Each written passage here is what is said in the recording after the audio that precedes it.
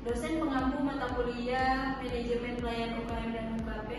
Di sini kami akan mempresentasikan yang berjudul Kesiapsiagaan dan Respon Rumah Sakit terhadap bencana gempa dan lonjakan pasien gawat darurat. Sebelum itu saya akan memperkenalkan anggota kelompok saya. Yang pertama ada saya selaku moderator, Bunda Setiani, kemudian ada presentator pertama Chandra Bayu Harja, kemudian presentator kedua ada Jason Kristiansa. Baik, di sini kita akan masuk saja ke materi.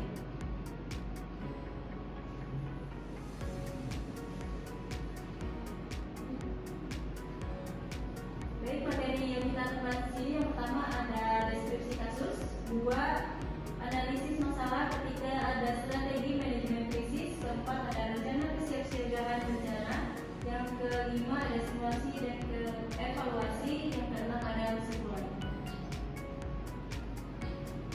Baik, materi selanjutnya akan dibacakan oleh Chandra.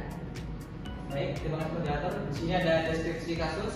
Pada tanggal 15 Februari 2024, sebuah gempa berkekuatan 6, skala Richter mengguncangkan wilayah Kabupaten X. Rumah sakit umum daerah yang berada di pusat kota mengalami lonjakan pasien dalam waktu singkat. Beberapa fasilitas rusak ringan, listrik padam selama 2 jam, dan sebagian tenaga medis tidak dapat segera hadir karena terdampak langsung bencana. Tim manajemen krisis rumah sakit harus segera mengambil tindakan untuk mengatasi. Yang pertama, sini ada lonjakan pasien gawat darurat. Yang kedua, ada terbatasnya sumber daya manusia. Yang ketiga, ada ketersediaan alat medis dan logistik.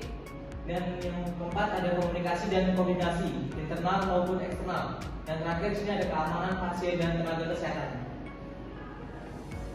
Dan di sini ada analisis masalah utama dan resiko prioritas yang dihadapi rumah sakit umum daerah. Yang pertama, sini ada lonjakan jumlah pasien gawat darurat dalam waktu singkat. Yang kedua, ada kekurangan tenaga medis karena terdampak bencana. Yang ketiga, ada terbatasnya SDM untuk menangani lonjakan kasus. Yang keempat, di sini ada kerusakan fasilitas dan padamnya listrik selama 2 jam. Dan terakhir, di sini ada ancaman keselamatan bagi pasien dan tenaga kesehatan. Dan di sini ada strategi manajemen krisis. Langkah-langkahnya, yang pertama ada aktivasi tim manajemen krisis rumah sakit Hospital Incident Command System. Yang di sini ketiga, mengaktifkan komando tanggap darurat. Yang kedua, menetapkan fungsi dan tugas setiap anggota komandan insiden, keamanan dan logistik. Yang kedua, di sini ada penilaian cepat dampak rapid assessment, yang yaitu menilai jumlah korban dan kondisi fasilitas rumah sakit.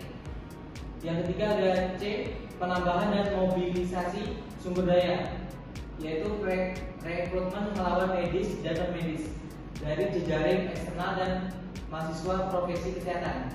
Dan terakhir, di sini ada pengelolaan ruang dan pasien, yaitu prioritaskan pasien gawat darurat dengan sistem warna. Yang kedua, ada untuk area non-medis menjadi ruang perawatan sementara.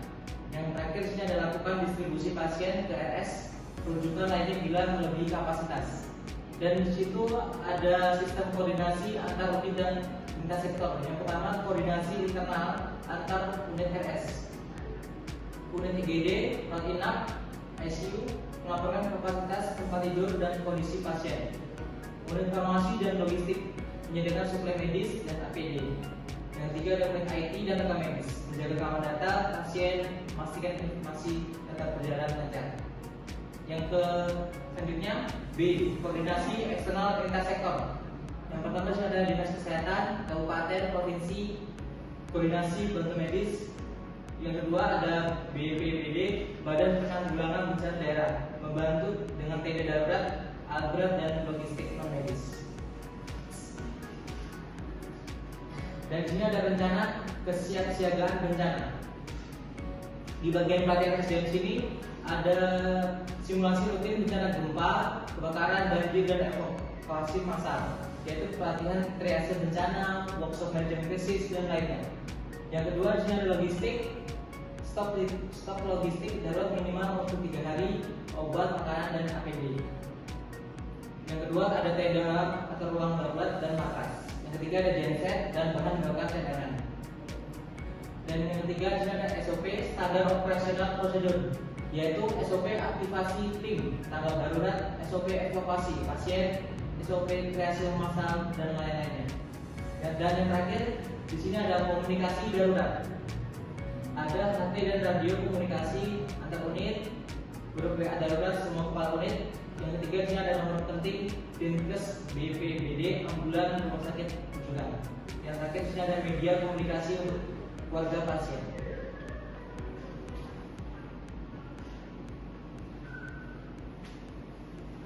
Baik, di sini ada simulasi dan evaluasi. Skenario singkat. Respon darurat RSUD pasca gempa Kabupaten X. Pada tanggal 15 Februari 2024, gempa bumi berkekuatan 6,5 SA mengguncang Kabupaten X. RSUD sebagai rumah sakit rujukan mengalami lonjakan pasien, kerusakan ringan pada fasilitas dan gangguan pasukan listrik selama 2 jam. Waktu kejadian simulasi pukul 8.45 WIB, gempa berkekuatan 6,5 SA terjadi dan berlangsung selama 45 detik. Tujuan simulasi menguji kesiapan dan koordinasi tim medis, administrasi dan keamanan dalam kondisi darurat. Kondisi awal yang disimulasikan: listrik padam, backup genset diaktifkan, beberapa plafon ruang rawat tetap dan sebagian alat medis tidak dapat digunakan. Tindakan tim yang disimulasikan: tim medis segera membuka tenda triase darurat di area parkir. Tim administrasi mendaftarkan pasien manual karena sistem kompensasi offline. Tim keamanan mengembangkan jalur evakuasi dan mengatur lalu lintas kendaraan darurat. Baik, selanjutnya ada proses evaluasi setelah krisis terkendali. A. Debriefing awal 2-6 jam setelah krisis terkendali. Rapat cepat dengan seluruh pimpinan unit, medis, administrasi, keamanan. Masing-masing tim memberikan gambaran awal tindakan, kendala, dan temuan lapangan. B. Evaluasi format 1-3 hari setelah kejadian. Pengumpulan data jumlah pasien masuk, status penanganan, jumlah korban jiwa, umpan balik langsung, wawancara singkat dan dengan pasien, keluarga dan staf RS, analisis dan identifikasi, analisis terhadap respon, apa yang berjalan baik, apa yang gagal, peluang perbaikan. C. Simulasi lanjutan direncanakan dalam 1-2 bulan untuk memastikan perbaikan sistem setelah diterapkan dan berjalan efektif. Baik, di sini sudah sampai kesimpulan. Krisis rumah sakit dalam menghadapi bencana gempa harus melibatkan langkah-langkah yang terstruktur untuk mengatasi lonjakan pasien gawat darurat, keterlambatan SDM dan kerusakan fasilitas. Koordinasi antara tim medis, administrasi, dan keamanan sangat penting untuk memastikan respon cepat dan efektif. Dalam menghadapi krisis, pentingnya untuk memiliki rencana kesiapsiagaan yang mencakup pelatihan SDM, prosedur operasional standar SOP, serta sistem komunikasi yang solid. Untuk pasca krisis diperlukan untuk memperbaiki kesiapan dan mengantisipasikan bencana susulan. Baik, itu saja yang dapat kami presentasikan. Mohon maaf apabila ada salah kata dan kekurangan. Saya tutup. Wassalamualaikum warahmatullahi wabarakatuh.